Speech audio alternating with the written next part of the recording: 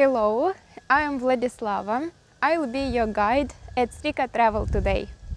I am glad to host you in Ukraine, our country full of beautiful places and kind people.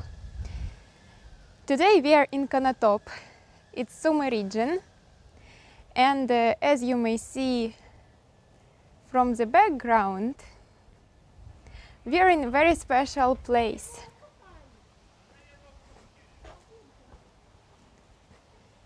Here is the background.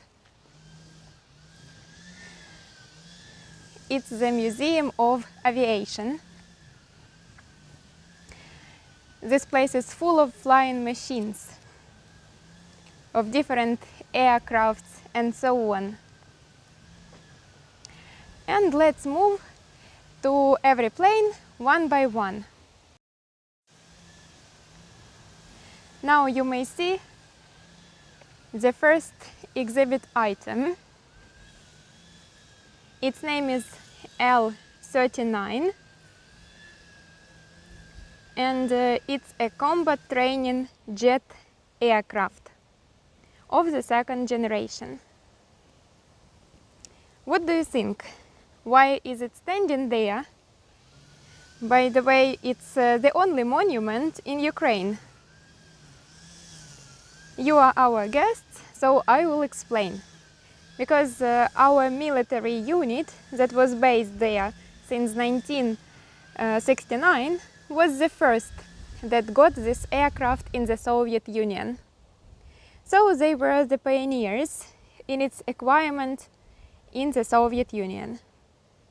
And so, as a memory that Konotop's aviators were the pioneers after they started working with helicopters, this aircraft was left and established there as a monument in 1998. It has been standing there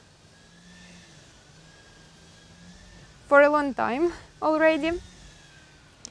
And besides, this monument is a very live monument, because when the wind is blowing, you may see it even now, in contrast to the rest of the monuments, it is staggering with its wings. They are staggering a bit even now. It is not unshackled. This plane is also called a flying desk. Do you know why? Because earlier in Konotop city, where we are now, there was a flight training school, and such planes were the most often seen in the sky. And there is a symbol of Ukraine on this plane as well, of two colors, blue and yellow. These are the colors of our flag. Blue means the sky, and yellow means the fields.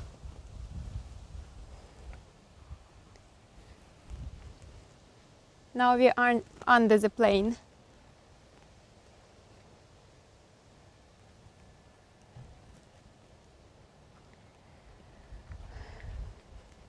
On this alley also there are such faces of heroes of the Soviet Union. All of them died for the peace in the Soviet Union, and these men they originated from the Konotop city and its suburbs.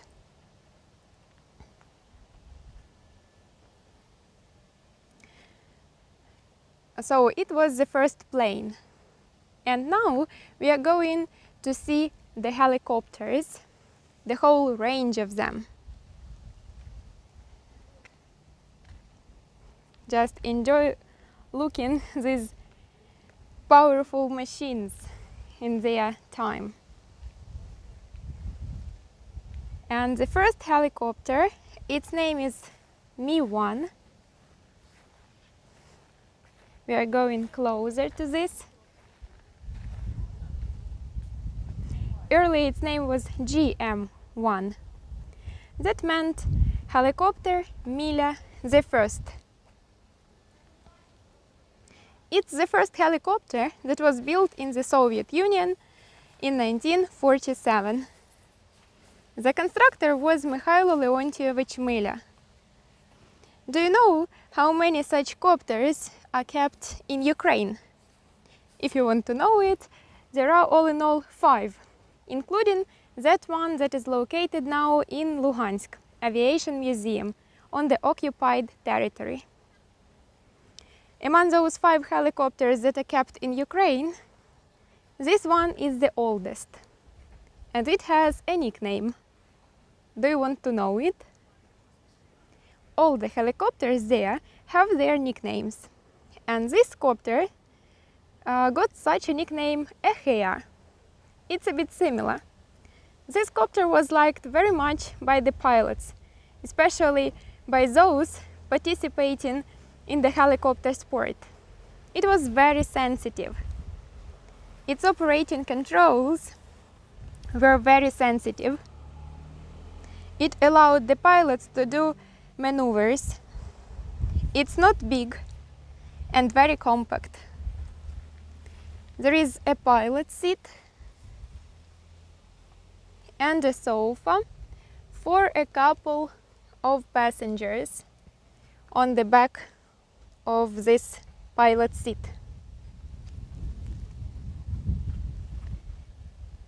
In comparison to all the others copters in this museum, it's one of the smallest. You can see only 2 whales above this copter. Now we move from the helicopter Mi-1 to its younger brother. Its name is Mi-2. It is colored green as well because, as I already said, they are like brothers. It was created as a substitution of Mi-1.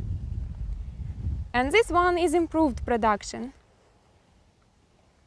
If Mi-1 had 1 engine, piston, star-like, this copter had 2 engines, turbine-powered, without pistols. There are turbines. So the previous copter worked on the Aviation gasoline, and this one works with Aviation kerosene. In the previous one, there was 1 pilot, and there is 1 pilot. However, there is an opportunity to teach 1 cadet, because inside the cabin it's difficult to see, but there are 2 controls. The second control for the cadet. So this helicopter is used for training as well. In addition, Mi-1 could transport 2 passengers, and Mi-2 can carry 6 passengers, or even 8. So you can look now in comparison on these 2 brothers. This is Mi-2 with 6 or even 8 passengers, and its elder brother Mi-1 in the front. So it was, the previous one was very small, and this is a bigger, but still very compact. There are 2 pilot seats. I will come closer and show you everything.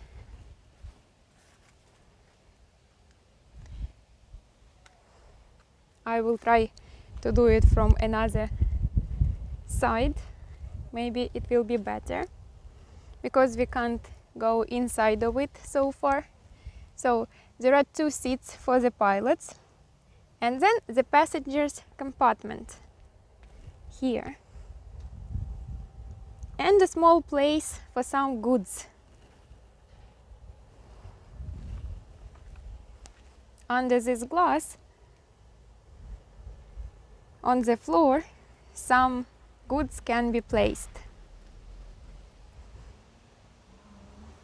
At the end of this cabin, there is a tiny door for this.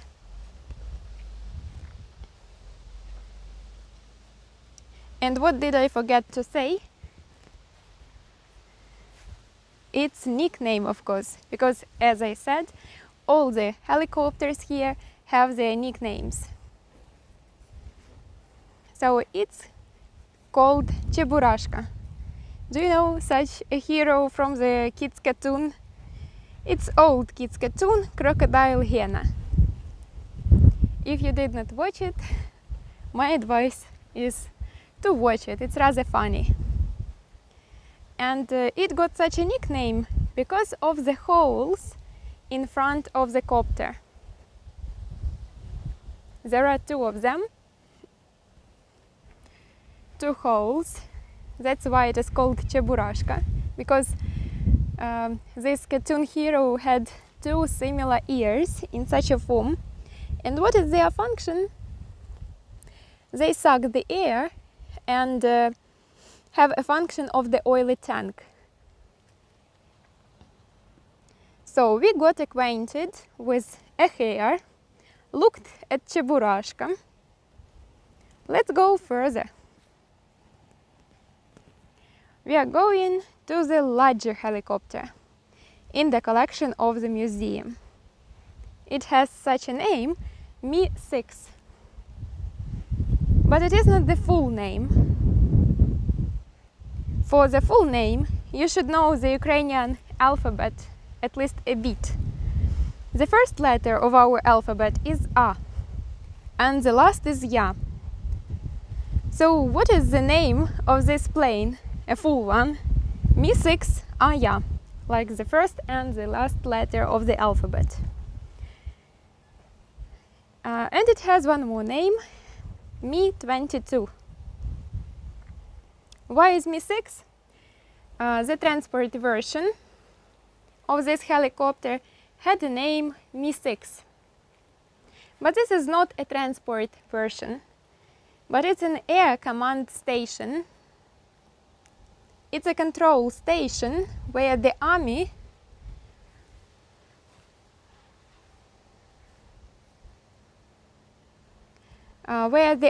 ruling is happening both on the ground and in the air. Just look how big it is. And this wheel is so big, it's half of my height, I should say. And the whole copter is just large aircraft, large machine. We are standing under the wing of it. It's so long.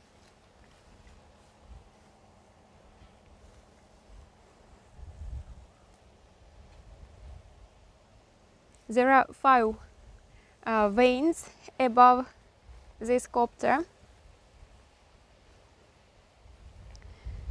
The first air control station was created in this city, in Konotop. And its name was Mi-6 VKP. And this is the second, more up-to-date variant that started to be named Mi-6 A-Ya or Mi-22. This basic helicopter was created by the constructor Mikhailo Leontovich Mil in 1957.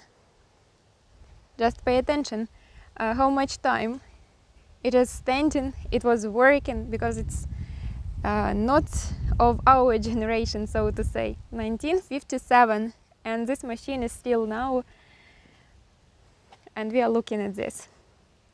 At that time, it was the biggest helicopter in the world. A question to you. Can the fattest and the heaviest person be the fastest? They can't, you will say. But this rule does not work with our helicopter.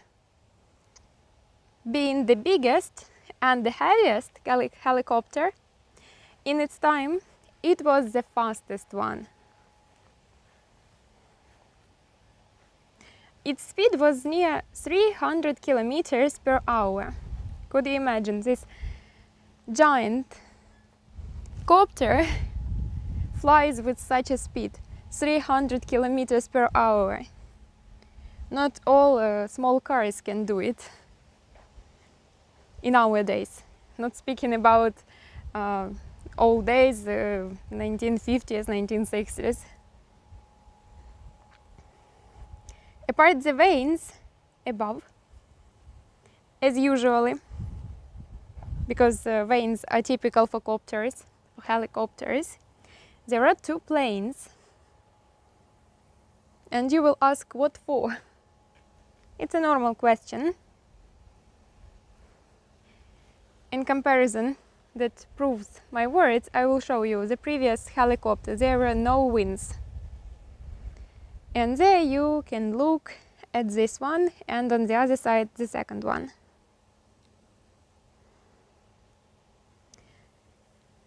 There are two wings to help to share the loading.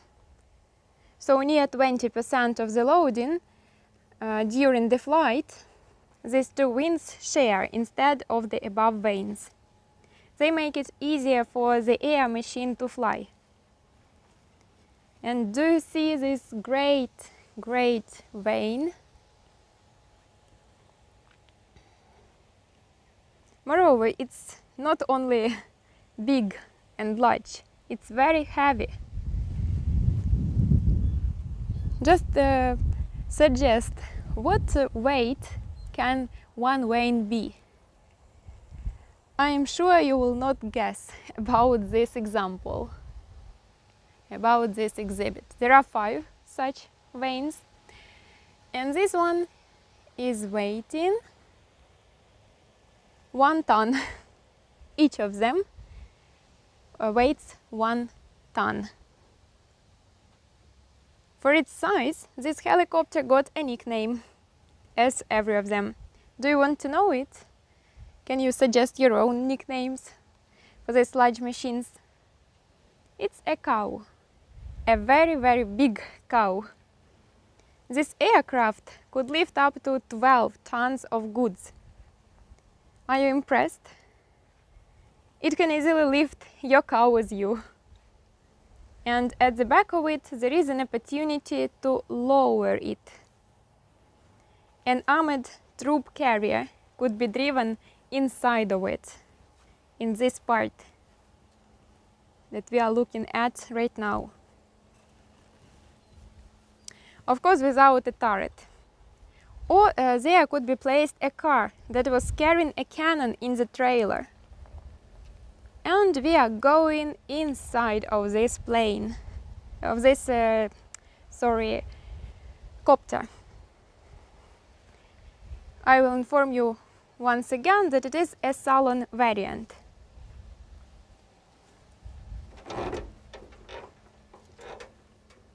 Now we are inside. There are lots of different buttons.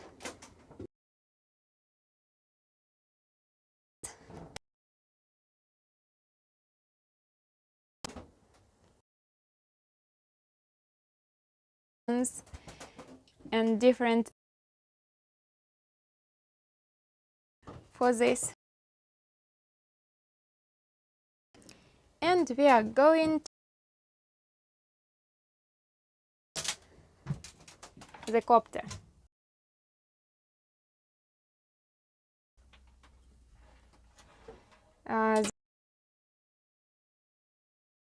Very big place.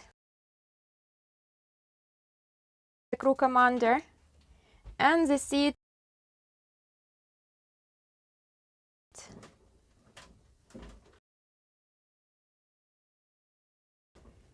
There is, and he functions as is a machine gun mount, and on the back of the crew commander there are 2 places. One is here and another one.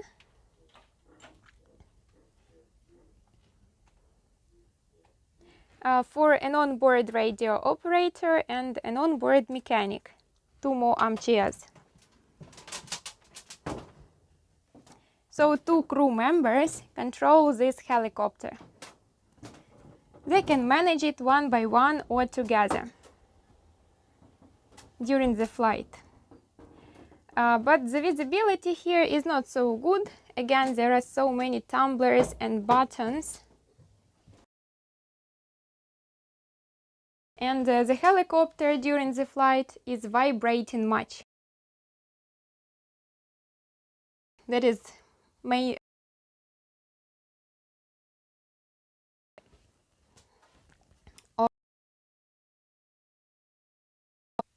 so there are several seats because the crew was big. Helicopter. Why a cow? Because it's a very big copter.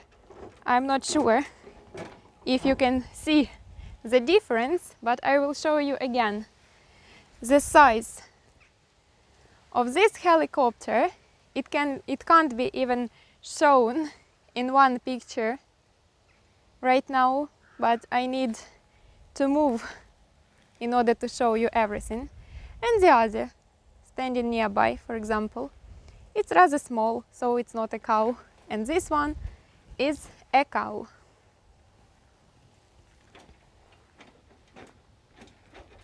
In general, the museum is situated next to the plant. Here it is, that building. Its name is Aviation in Konotop. Here, the air material is being repaired. Let's move to one more exhibit. You now see the first combat helicopter of the Soviet Union. Its name is Mi-24R. It has a big glass cabin where a navigator operator and a pilot can sit.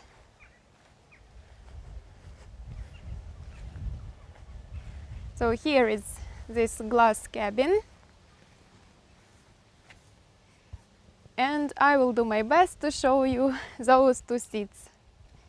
Here they are, with these tumblers.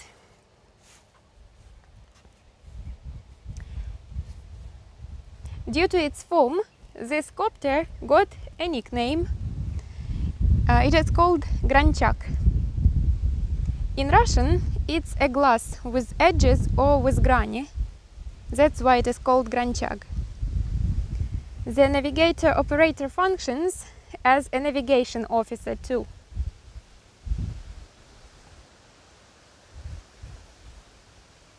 And there is an improved machine gun inside of this aircraft.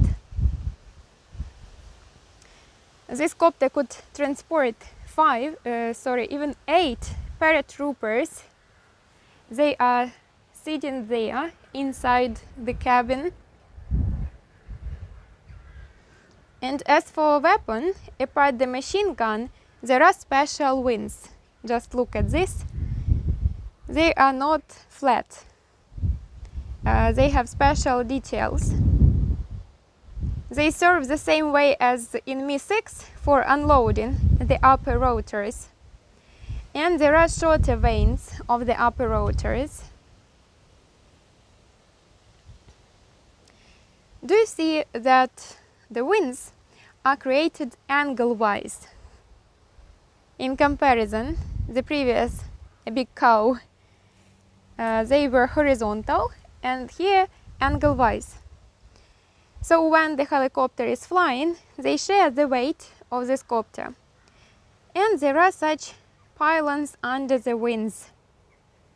2 pylons under each of the wings. They are used to hang on them blocks with uncontrolled rockets, bombs and other different weapons. Number 1 and number 2. There are such limbs on every wing and as well, apart those pylons. These limbs on every wing in the form of 2 sticks. The guiding lath can be established there for the controlled anti-tank rockets. So there can be 2 anti-tank rockets on every side, and all in all there will be 4 of them. I have a question. Do you know about kids' car toys? Especially cars, those with distance control. And let's remember, do you go after it or you just sit? Does it have wires or radio? We know they are having a radio control. However, there were rockets with wired control established in these pylons. It means that the rocket flies out. It has a special reel with wires that unroll, and the pilot operator controls the rocket via wires. So there was a physical connection between the rocket and the helicopter. Up to the moment of target hit, they were connected. Just imagine. It was not convenient, since the helicopter had to keep on the combat track up to the moment of target hit. It could shoot on 2.5 and even 3 kilometers. There are doors. They lead to the troop compartment, and their peculiarity, they can be opened up and down in both directions. There are the seats for the paratroopers.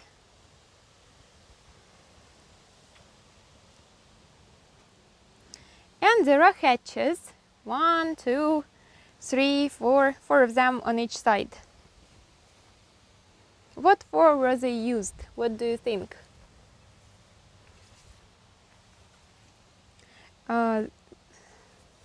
They can be opened, these hatches, and the paratroopers can produce fire through them using the weapon they have. To add, there are only 3 such helicopters in Ukraine, but this one is the oldest. Speaking about the oldest, let's go to see its younger brother.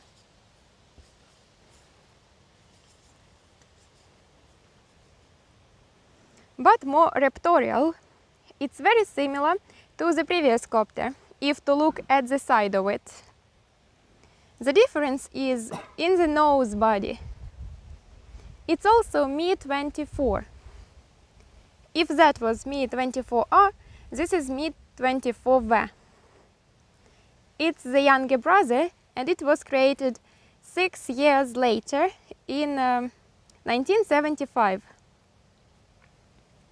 When we looked inside the cabin in the previous copter, we noticed that it was inconvenient to control the aircraft looking across the head of the navigator pilot.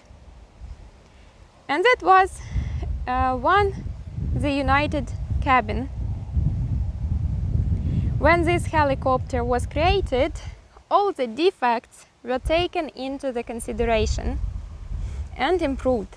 So there is the upper part for the pilot, the uppermost one, and below it there is a navigator operator. This scheme got a name tandem. Also, the anti-bullet armor protection is increased in this mode. Everything in this part was screws. There are lots of them, so you may see that these screws are protecting the pilot and the navigator operator in this nose body from small arms weapon. In the front of this helicopter there is another gun machine.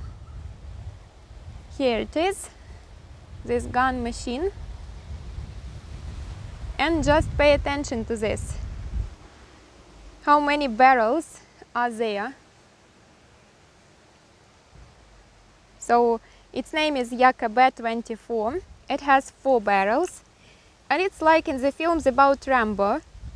These barrels are turning around during shooting. The caliber of this gun machine is 12.7 millimeter, and the navigator operator that is sitting in this cabin controls it. Again, it has the same wings and armament as the previous helicopter. They are angle-wise. There are 2 pylons and the limb on each of them. However, do you remember the fact that the rockets could be controlled only via wires?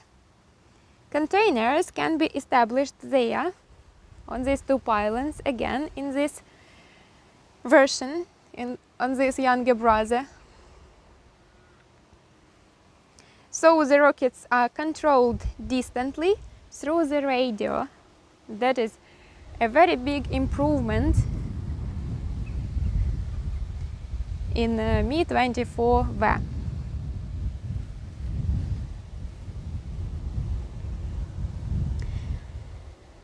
Speaking about under the nose base, inside I forgot to show you a special capsule.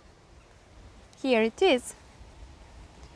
It has its function as well, the only one. You may see inside this there is a special thing that helps to control the rockets that could be placed on those pylons. So it does not need it anymore to keep the copter on the line of fire, because the rockets can fly out, and at the same time navigator operator points the rockets with a radio signal. The military calls this copter a crocodile, another animal into our collection, for its raptorial voice, aggression and safety in comparison with the previous one. Such a flying crocodile. There is an interesting fact that during the war between Iran and Iraq, such helicopter shot down a fighter. Do you want to visit it? Because there is such an opportunity. And you can look inside of this. There are special stairs.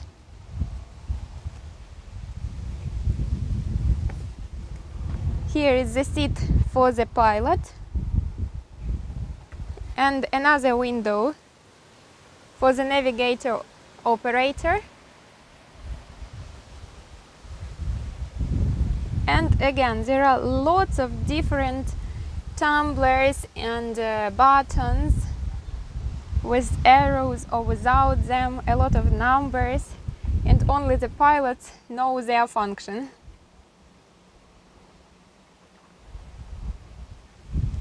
And here you may see that the pilot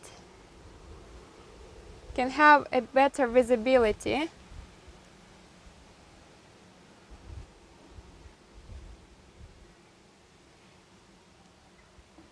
And this scene is used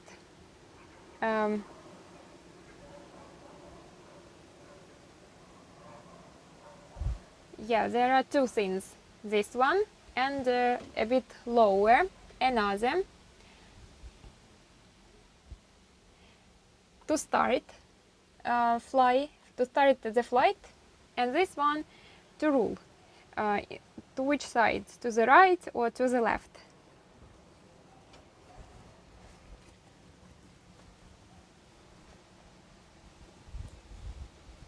Now we are staying on the stairs, and you can closer look at these big veins above.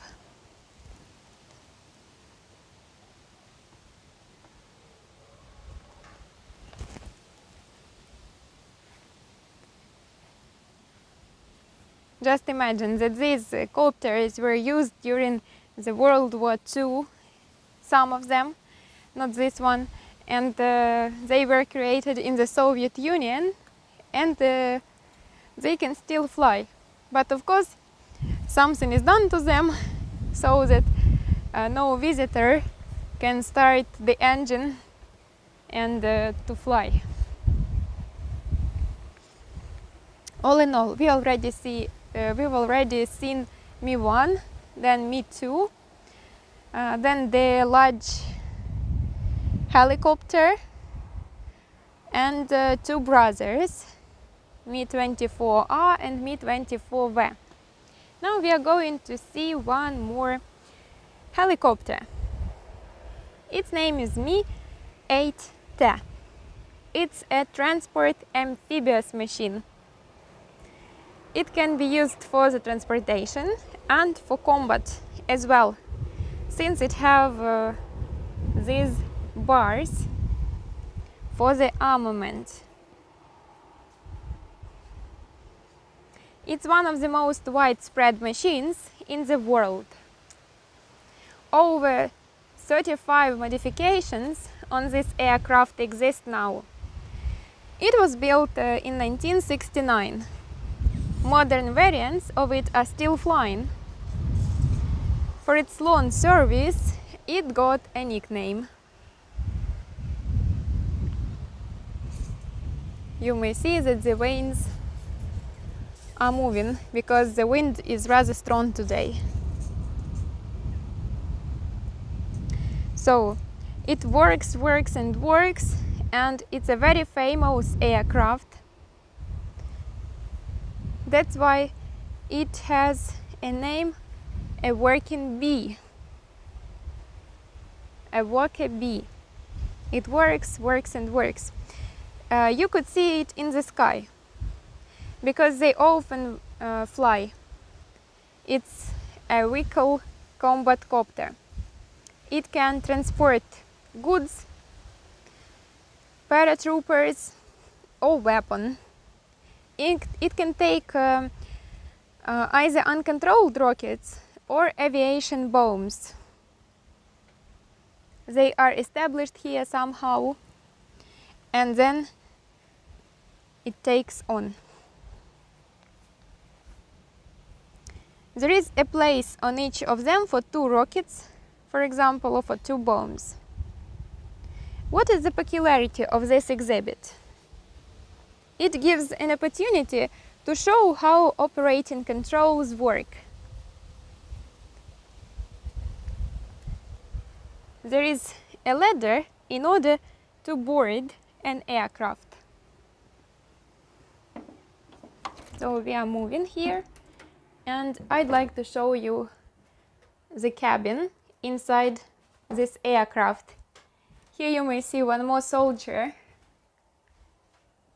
This is a soldier of this copter, and he is a mechanic. Such a uniform is typical for mechanics. There are benches to sit on during the flight, and on this side as well. And the front part of the copter. Again, 2 seats for the crew commander and for the second pilot. They have special things to control the machine. Again, this one to start working, and this to show the direction, to the right, to the left, higher or lower. The same has the crew commander. And here you may see what could be seen from the place of the crew commander from such windows, and from the seat of the second pilot. And of course there are pedals like in the car. Again, there are lots of tumblers and buttons that help the workers to keep the height, to keep the track, and above their heads there were some more functioning buttons.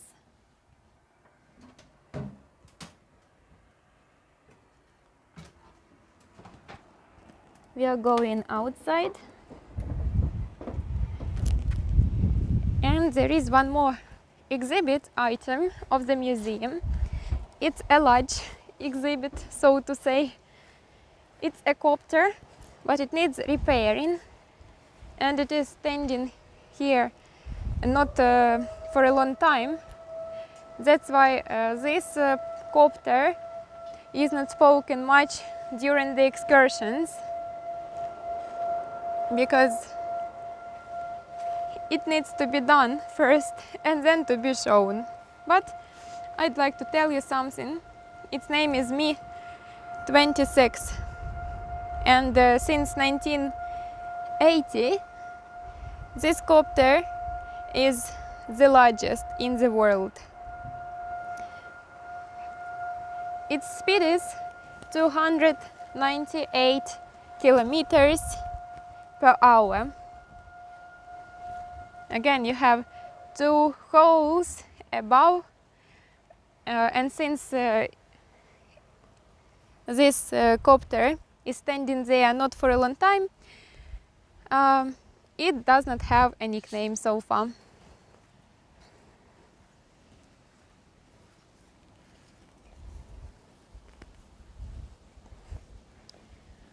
Let's have some overlook of these copters on our way to another point of our tour. You are going to see the special uniforms that are tightly connected with aviation.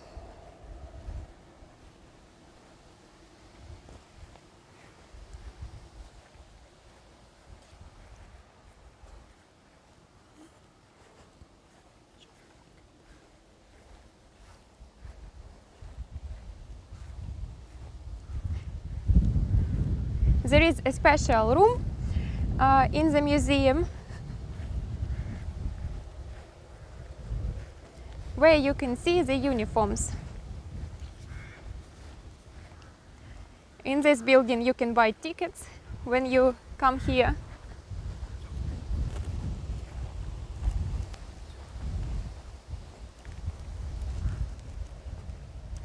Let's go and see everything with our own eyes.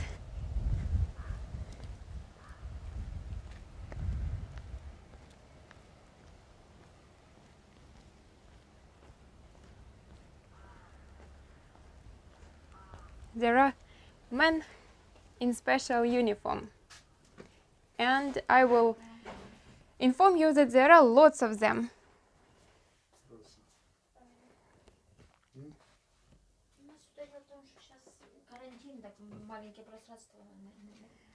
So let's go to see the collection of the uniforms, and the first three, they are of the World War II. The first is a pilot in the uniform of 1943 who was flying on the plane Air Cobra of American production. Here he is. And he has a special planchette. It's of American origin as well. It was given as a gift to the Soviet pilots from America. The second uniform, I want to show you the doctor.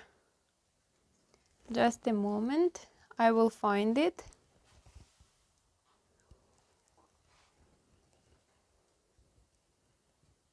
Last time I visited the museum, there it was, but now they maybe don't have it. So let's look at the other. This is the uniform of the pilot. And this is again the pilot and the mechanic during the summer season.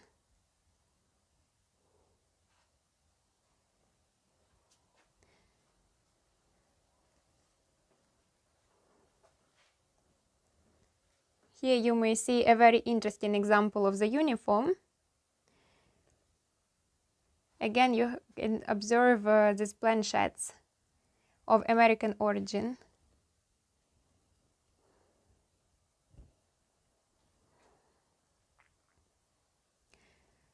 some of the uniforms have hot water bags. They help to warm a person when they make maneuvers with overturned head first. And they are made to help the blood circulation. In the corner, there are uniforms of the war in Afghanistan. In the corner you can see the Colonel General uniform. The last version of it.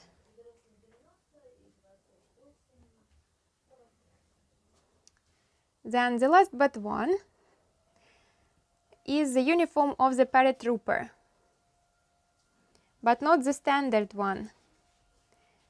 There was a custom among the paratroopers when they went in Demo B. They changed their uniforms and decorated them. The last uniform is similar to the astronaut uniform. It belongs to the pilot who flies high, where the sun and the stars are shining together. The sky here is always black, so these pilots are called the black sky pilots. This costume is height compensative. If plane depressurization happened, the person could lose conscience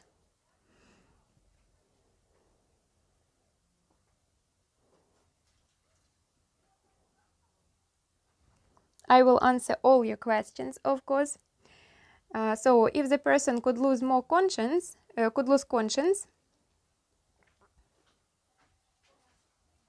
this costume could help the person to live, because blood vessels were turned off and the person was dying. To envisage, the person wore such a uniform that protected in such a case.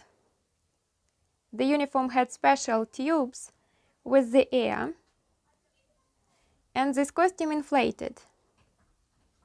Then the pilot had 20 minutes either for flying in the lower air level or for landing with the help of the parachute.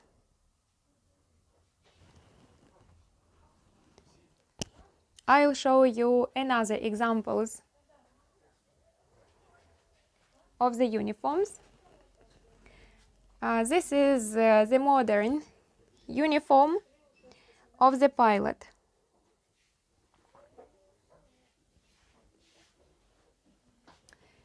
And this is the old one that was used in very old times, 1923, 1927. It was everyday uniform for the pilots and for the person that helped the commander and the colonel general. This uniform was used for the parades, and you may see again the dates, 1927, 1935. Of course, this uniform was reconstructed because it could not be kept during the war in such a good shape and quality. And on this uniform you may see the mask. Again, it was made in the 30s of the 20th century, and this costume and the mask belonged to the hero of the Soviet Union, General Tkor Grigory Illarionovich. In this mask he went through the whole war upon China and Japan. And he was from this city, from Konotop. That's why this mask is very honored there.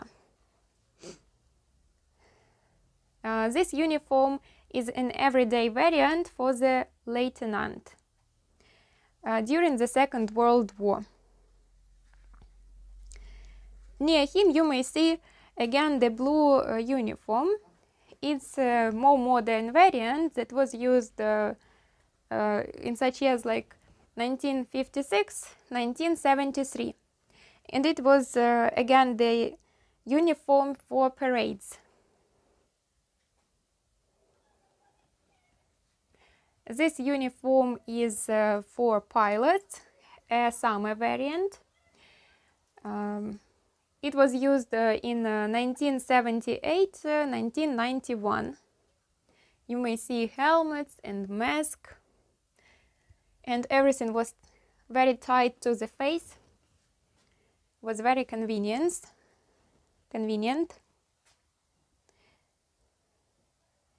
And here you may see winter uniform and very special clothing. It's called unte. There was a fur from wild animals taken to make these shoes.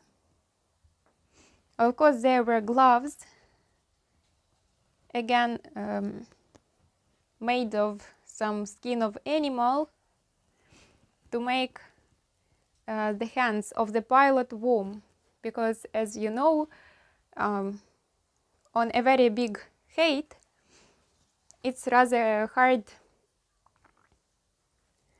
to be warmed, and a lot of people suffer from this if they don't have special clothes.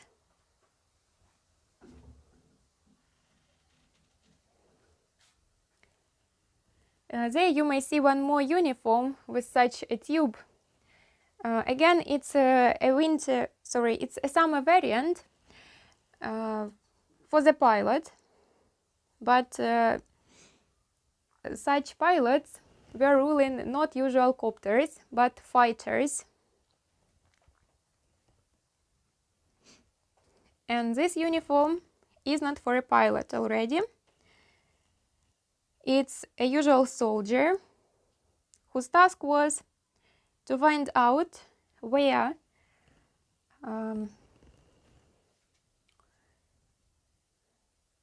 the enemy army was located, to know its secrets, and to inform its own army of this. This uniform was used not in Ukraine, not in Russia, but in Afghanistan during the war there in 1981, 1989. Here you may see even Panama. In those days they wore it as well, why not? Because the sun was always shining, and especially in such a hot country, Afghanistan. And here you may see the parade uniform of the cadet Suvorovskaya. Cadet Suvorovskaya school was a special school where pupils learn military art and wear this sample of the uniform for special military parades. This is a summer variant of the uniform, and it is a winter with a winter variant with a coat. Such uniforms were used during 1973-1991, up to the existence of the Soviet Union, and as you know, in 1991 Ukraine became independent. That's why the uniforms were worn up to this moment, up to this year. About this uniform, it was worn every day by those who helped, not the pilots. There were some other positions, so to say, different commanders, because it was rather beautiful, as you may see.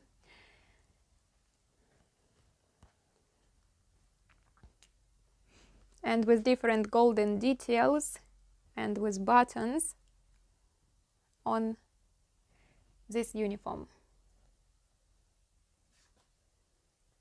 What proves that these uniforms were worn of the Soviet period is those signs on their heads with a star. There is even a legend. What can it mean?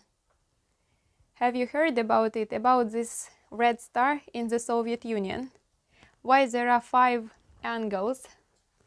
And here again, even on the Panama, all the time. For example, in comparison, there is already a Ukrainian symbol because it's the uniform of this person.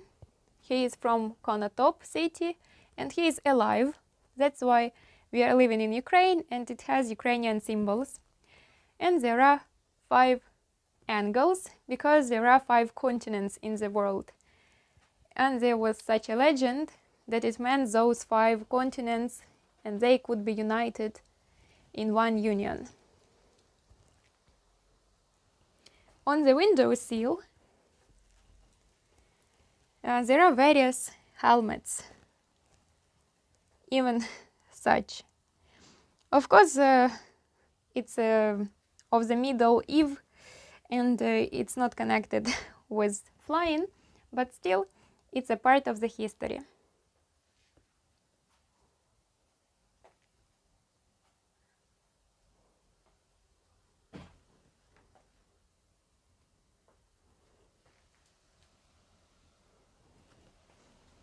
So many members, so many men you can see in this room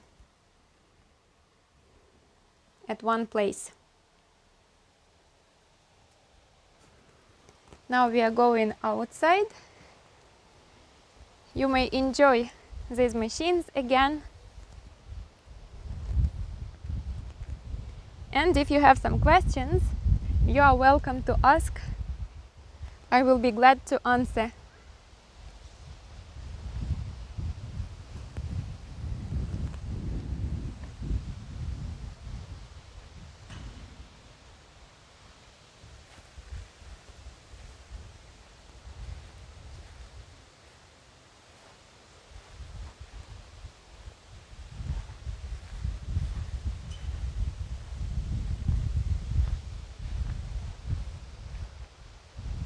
If you have any questions about the aircraft machines, about the uniforms, about the history of the aviation, about the city of Konotop, and if you would like to visit some other places, you can tell us and we will make a tour on that topic.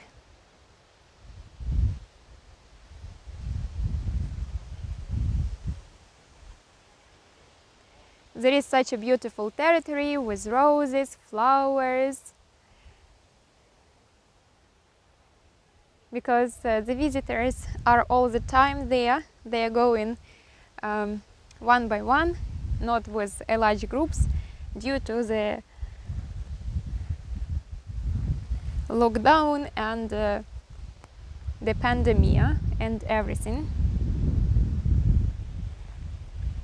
There are so many helicopters and it's difficult to choose. Thanks for a question. Which helicopter do you like the most? As for me, of course, I like the biggest one because there was an opportunity to see it inside that one where 2 people are standing now. This is the largest copter in the Soviet Union and it's the prettiest one, though it's called a cow due to its size. It's so large and I do not still believe that it can be so heavy. Every vane, 5 of them, each for 1 ton weight.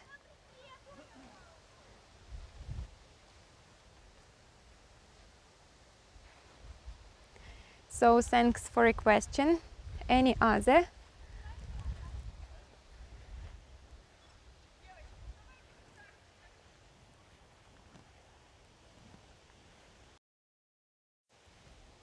I thank you for your attention and for being with us at Stika Travel today.